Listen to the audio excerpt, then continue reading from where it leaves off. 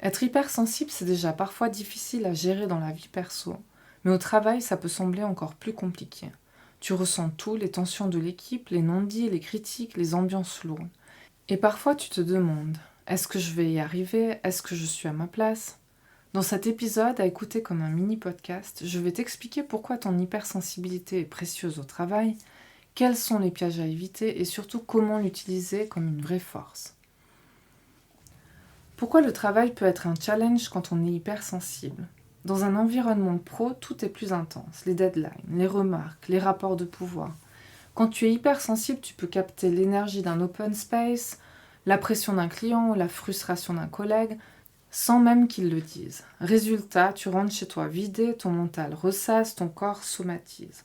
Souvent, tu te sens pas assez solide ou pas à la hauteur, alors que ta perception est en réalité une richesse. Mais sans limite claire, elle devient un piège. Ce que ça change pour toi, ton équipe, ton métier. Ton hypersensibilité peut devenir ton plus bel atout si tu l'assumes. Pour toi, ça te permet de sentir ce que d'autres ne voient pas. Un projet mal encadré, un client mal compris, une tension qui pourrait exploser. Pour ton équipe, tu deviens souvent la personne qui apaise, qui fait attention aux détails humains. Dans ton métier, tu peux choisir une voie où ton ressenti fait la différence. Relations humaines, créativité, conseils, accompagnement. Quand tu poses tes limites, tu gardes cette finesse sans te vider. Voici des clés concrètes pour en faire une force. D'abord, apprends à dire non ou à clarifier quand tu sens que quelque chose ne te convient pas. Si une tâche te vide, demande-toi comment l'adapter. Prends de vraies pauses, pas pour aller scroller, mais pour respirer, t'isoler quelques minutes, revenir à toi. Et rappelle-toi, tu n'as pas à tout absorber. Ce n'est pas parce que tu ressens une tension que c'est ton rôle de tout résoudre.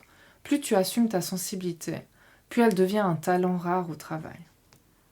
Petit exercice concret. Aujourd'hui, repense à une situation au boulot où ta sensibilité t'a vraiment servi. Une intuition qui t'a évité un conflit, une idée créative grâce à ton ressenti. Note-la puis demande-toi, qu'est-ce que je peux faire pour protéger ce potentiel et le cultiver? Si tu veux, partage ton expérience en commentaire, ça peut inspirer d'autres hypersensibles à se sentir à leur place.